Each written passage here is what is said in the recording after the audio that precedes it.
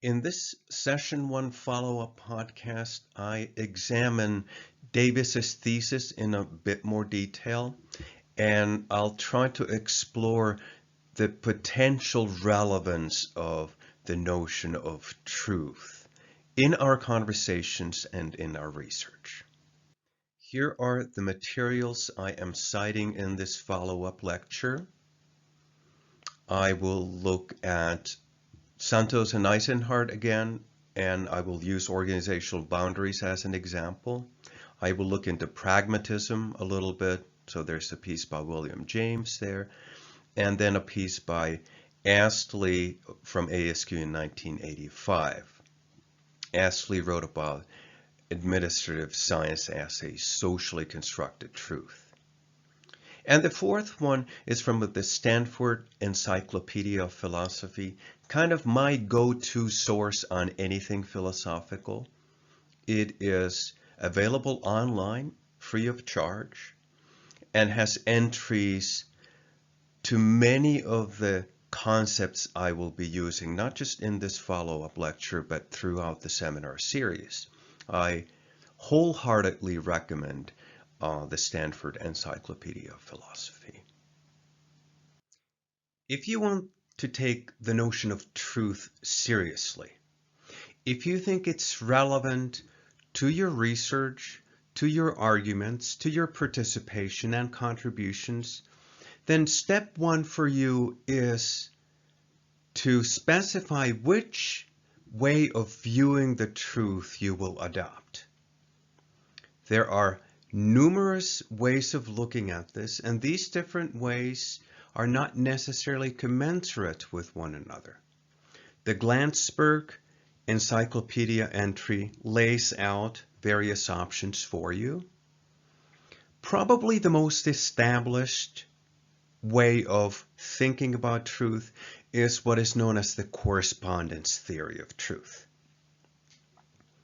What we believers say is true if it corresponds to the way things actually are, to the facts. And this is indeed influential, pervasive way of thinking about the truth. But again, imagine that you're sitting around the table and you're having a conversation. Is that conversation going to be about the facts? Well, I think facts are going to be involved, but it's just one of the things. There's also going to be inferences, interpretations, reasoning, argumentation, explanations, maybe recommendations, policy advice, value judgments. So the conversation, even the theoretical conversation, is not just about the facts. So if you adopt this correspondence theory of the truth, and you highlight the notion of beliefs corresponding to the facts, make sure that you explain to yourself very clearly what the actionable implications of this are. Charles Peirce, I will come back to him later in both in this reflection podcast and in session 2. Peirce noted about the correspondence view that it is cut off from practical matters of experience, belief, and doubt. So what Peirce is saying that there is something inoperational about the correspondence view of truth. Peirce looked at this notion of truth more from a pragmatist point of view, which I will describe in a second. If we are going to have a meaningful conversation on truth, we really need to put this into a specific context of inquiry. Let me briefly go back to the example of organizational boundaries, and let's ask, what is the truth about organizational boundaries? What does that question mean? Does it have any implications? And does it become relevant when we're interested in the progress of a theoretical conversation? So simply put, what would it mean if I said that a claim that I make about organizational boundaries corresponds to the facts? What facts are we talking about? How do we decide which facts of the gazillion facts out there count as relevant? Well, this depends fundamentally on how you choose to look at the organization. At the efficiency table, we would look at, let's say, the question, is this asset within the boundaries of the organization? Well, the efficiency folks would ask, well, whose balance sheet does it appear on? Oh, it's on the balance sheet of firm A. Well, then it's within the boundaries of firm A. And this builds on the legal conception of the firm. But somebody at the power table might say, I don't care on whose balance sheet the asset is. My interest is in who controls the use of that asset. And in a supply chain relationship, if I am a very powerful, let's say, final assembler of automobiles, and you are one of my component suppliers, it could well be that ultimately I get to dictate how your assets are going to be used. So even though your production technologies appear on your balance sheet, I call the shots. I decide how those assets are being used. So I could effectively own an asset that did not appear on my balance sheet. Now, if we had someone from the identity table eavesdropping on this conversation, they might be just shaking their heads and saying, why are you even talking about assets? It's not about the ownership of assets. And if you look at the conception of the organization under the identity view, what they would count as facts would be very different. So this is why the notion of truth as correspondence to the facts is just painfully irrelevant and painfully elusive. If you disagree, I'd love to hear a counter argument to it. Can you make truth, or the correspondence theory of truth, somehow relevant to the conversations on organizational boundaries? Graham Astley's notion of truth as social construction resonates with me, and it really echoes what I just said about the organizational boundaries. Our observations are mediated or conditioned by theoretical preconceptions, and our knowledge claims are fundamentally shaped by, I wouldn't necessarily say subjective, but local, idiosyncratic worldviews through which we perceive our data. And, these worldviews or preconceptions, they define what counts as a fact. And therefore, if we're going to talk about truth, it's defined in terms of our way of seeing, our conceptual vocabulary, and the things that guide and mediate our access to organizational phenomena. So this is what Astley means by truth as social construction. Of all the theories of truth, which one would I subscribe to? Well, first of all, I'd prefer not having a conversation about truth in the first place. I think there are much more pressing, much more relevant, and at least to me, much more interesting things to talk about. But let me try to build a bridge from what you will hear in the subsequent sessions of this seminar and the notion of truth. And if we try to decipher from the conversations that follow in sessions 2 and 3 in particular, what notion of truth is relevant, I would go back to the early 1900s and the writings of William James and maybe Charles Peirce. The idea that true ideas are those that we can validate. And the validity of an idea is the process of its validation. This comes very close to what I will be talking about. This invites us to focus on the processes by which our ideas become accepted or rejected. And there are two key processes that I will focus on.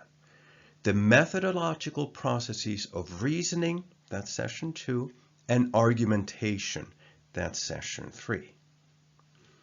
And James's idea is also echoed by Charles Peirce. I will talk about Peirce in session 2. Peirce, a philosopher of science, a pragmatist philosopher of science, said that truth is that which we find satisfactory to believe. If we take this kind of a process of validation view of truth and look at truth as that which we find satisfactory to believe, then I'd say that resonates with my thinking.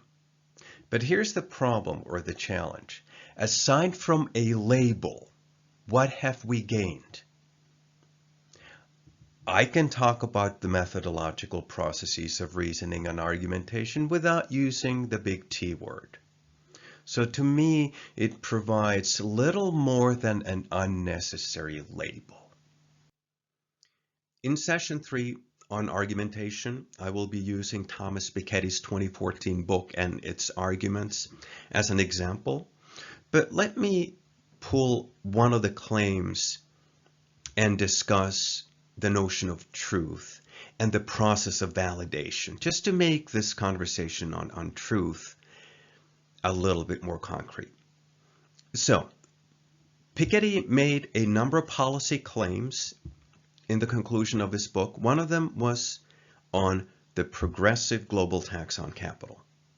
So, he proposed a progressive annual tax on global wealth, taxing more heavily the largest fortunes, making it progressive, and then including all types of assets, real estate, financial, business assets, no exceptions. Now, if you ask me, is this true or not? I'm not sure I understand what you're asking, especially if you're adopting the correspondence to the facts way of thinking about truth. But let's approach this from the point of view of validation. Here are the questions that I would ask in the process of trying to validate this policy claim. Question number 1, what is the problem that this proposed fiscal policy measure is aimed at fixing? Question number 2, in what ways does the current state of affairs constitute a problem? Question number 3, what reasons do we have to believe that the proposed policy measures will be effective? For example, are there any past similar policy measures that have been effective? And finally, I would ask, what will it take to tax wealth globally? The vast majority of the tax regimes in this world are local, national, state level, municipal. There are really no global tax regimes. But this claim hinges on the idea that capital can be taxed globally. These would be the validation questions that I would ask. And if we can get a satisfactory answer to all these validation questions, then we might come to the conclusion that this statement is true. But I don't think we need truth as a label here. We can talk about progressive taxation of capital. We can address all the questions that I just presented without using the word truth. And if we don't need the word, then we probably shouldn't use it. Simple as that. I have now spent about 20 minutes talking about truth. Was watching this follow-up podcast worth your while? Did this help you in some way? Or would you rather have a conversation on something else? To be perfectly honest with you, I would have preferred talking about something else.